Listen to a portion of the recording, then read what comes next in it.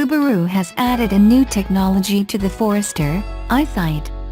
The tech, which will become standard equipment on all trims of the SUV, acts as a second pair of eyes, designed to reduce the severity of high-speed accidents. It works through two cameras mounted on each side of the rearview mirror, which use image recognition to distinguish vehicles, motorbikes, pedestrians, road markings and other obstacles and assess traffic conditions. Aiding Eyesight are 6 other technologies: adaptive cruise control, pre-collision braking, pre-collision throttle management, lane departure warning, lane keep assist and lead vehicle start alert. A study of Subaru vehicles in Japan by Traffic Accident Research and Data Analysis found, between 2010 and 2014, there were 61% fewer accidents involving cars equipped with Eyesight than those without. The technology was first introduced in 2007, and as of 2016, 1 million Eyesight-equipped vehicles were on the road globally. The Forester will become the third model in the UK to receive the tech when it is introduced in October, following the Outback crossover and Levorg Estate. All 3 vehicles have a 5-star Euro NCAP rating when equipped with Eyesight. Subaru have also confirmed that the Impreza and XV will receive the tech as standard in future. The Subaru Forester may not be the trendiest of cars, but it's a brilliant workhorse that'll keep on doing its thing forever. And now it's very safe as well as very robust. Subaru has announced that it is now fitting its clever Eyesight technology suite to make the Forester an extremely safe car. Eyesight acts as a second pair of eyes for the driver, and is clever enough to avoid and significantly reduce the severity of accidents. It uses 2 stereo camera, one on each side of the rearview mirror, to capture 3D images with absolute precision and can distinguish vehicles, cycles, motorbikes, lane markings and road furniture, and determine road conditions. It also utilizes adaptive cruise, pre-collision braking, pre-collision throttle management, lane departure and sway warning, lane keep assist and vehicle start alert to determine what action is needed. Subaru safe-fitting Eyesight has been shown to cut accidents by 61%, and that it has been developed individuality to deal with a particular road environment in the UK. Eyesight will be fitted to the Forester XE Lineartronic and XE Premium Lineartronic models from October. Do you know how it feels inside the new 2018 Nissan Leaf? Last week at the Drive Electric event in Northern California, I was excited for the opportunity to get inside the pre-production 2018 Nissan Leaf and check it out for myself. It's no secret that I have been one of the biggest critics of the current 2018 Nissan Leaf, not just for its embarrassingly impractical range but also for its incredibly poor appearance. It's almost like the designer's main strategy was the same as one adopted by a dysfunctional and overprotective father whose daughter is going to her high school prom: make sure she looks as unattractive as possible so that nobody wants to take her home. Granted, Nissan took a chance on a full electric concept back in 2010 before it was either cool or necessary to have a compliance car. You can even argue that they paved the way for Tesla and the future of electric cars. But then again, I don't believe electric cars like the Nissan Leaf would ever have made it past its first generation if it wasn't for Tesla showing the world what a real electric car could be. Why I like the new Nissan Leaf. But we are here now, and so is the long-awaited all-new Nissan Leaf. And you know what? I don't hate it. No! In fact, I actually kind of like it. The new look has far surpassed its hideous beginnings and is very much in style with the rest of today's compact cars. And the range? Well, it's not really what I would like from an all-electric car in 2018, but at about 150 miles on a single charge, it is acceptable for most daily drivers. Nissan has promised to roll out a longer-range version of the car next year, which is expected to be over 200 miles.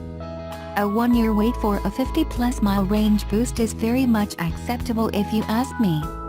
I should mention that Nissan does not have any plans to create or collaborate with an existing infrastructure to be able to fast charge its cars for those who travel long distance, thus limiting the use of the car to daily driving where the car can be recharged overnight.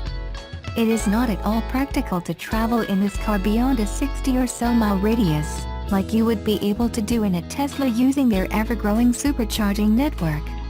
They say it's the inside that matters. Well, the inside of the Nissan Leaf didn't get that much of an upgrade, though it is also well acceptable. Everything that you need is there, including a touchscreen, which most importantly includes integration with iPhone and Android devices, something that Tesla is still missing in all of their cars even today. The biggest complaint that I hear from the electric car community is, once again, the absence of a thermal management system, which a lot of times results in range loss. I'm not sure why this hasn't been addressed in the 7 years that Nissan had to develop this model, but it's just not there, and a lot of people will most likely pass on the car specifically for that reason. Now let's talk about the price.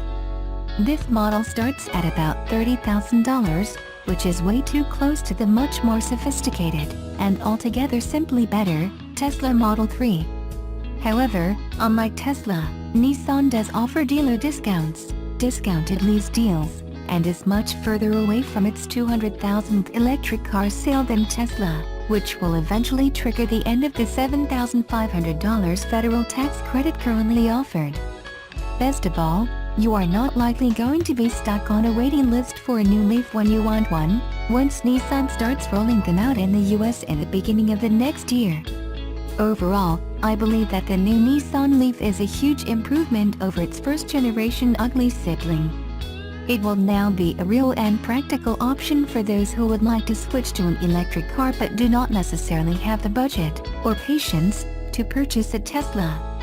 There is still a lot of room to improve, but this is a huge step in the right direction, which I believe will continue to keep the Nissan Leaf in first place as the world's best-selling all-electric car for a while longer. Is there a tougher test of quality than letting hundreds of learner drivers practice in your car? Vehicles owned and operated by driving instructors go through a lot, which is why reliability is key. So is fuel economy, because trips to the pumps can easily add up to thousands over the year. It's no surprise then that many instructors stick with tried and tested models such as the Vauxhall Corsa, but some are starting to make the jump to electric vehicles because these offer rock-bottom running costs. Paul Tomlin, owner and operator of Green Driving School in Stoke-on-Trent, Staffs, was one of the first to make the switch and has been using an electric Nissan Leaf to teach automatic learners since 2011. He's racked up 126,000 trouble-free miles in his latest car and has now traded it in for a new model. Auto Express caught up with Tomlin to see what it's like teaching the next crop of EV drivers. Like most other motorists, Tomlin, of Holdcroft, began looking at electric vehicles to save on running costs. He told us the brakes on his previous cars often took a lot of punishment. "I went through 3 full sets of pads in 60,000 miles, he said. Tomlin also calculated that a year's worth of teaching learners cost him £5,000 in fuel. He became one of the first people in the UK to order a Leaf, purchasing a 2011 Ascenta import from Japan. Because he was one of the first EV instructors, Tomlin initially struggled to get a set of dual controls installed until Nissan put him in touch with a local engineer. It was a good car, but because it was an import there were some teething problems that I had to get used to, such as the battery life indicator being slightly optimistic, he said. In 2013, he swapped the import for a black 24 kW Leaf Ascenta with a 6.6 kWh charger, and hasn't looked back. "I've done 126,000 miles in it and it's never broken down," he said. "The only thing I've ever had to replace was the windscreen wiper motor at 90,000 miles, and that's it. Even more impressive are the brakes. which according to the last inspection are only 50% worn after 126,000 miles of teaching. A typical day for Tomlin will see him teach for 4 hours, take a break and charge the car before another 3 hours of lessons. He reckons he normally covers in excess of 130 miles a day, which is more than the Leaf's 124-mile quoted range. "The public charging infrastructure has been vital for me," he added. Tomlin said he initially struggled to find enough public charging points, but his local Nissan dealer was able to keep its rapid charger open 24 hours a day. "It's not an issue of range for me. It's all about the rapid charging capacity," he said, adding that the infrastructure must grow if electric vehicles are to become more popular. More than 50 students have passed their automatic tests so far in Tomlin's Leaf, with several others having taken lessons. "There's never a single complaint from them," he said. In fact, they're all very surprised at how easy the Leaf is to drive. And the instructor told us that his students are often more relaxed in the Leaf than their predecessors were in any of his previous cars, adding, "This makes it easier to teach them how to drive." But Tomlin isn't just teaching his students how to drive a car. He's helping them become future EV owners by showing them how to charge the Leaf on a timer, where to find charging stations and which cables to use at them, plus what to do when the car is low on battery. Tomlin told us he also teaches his students how to follow the Driver and Vehicle Standards Agency's (DVSA) safe driving guidelines when braking and accelerating. In short, he explained, "I'm preparing them for the future." And his teaching seems to be paying off, because Tomlin says many of his students won't even consider purchasing a petrol or a diesel car after passing their test in his Leaf.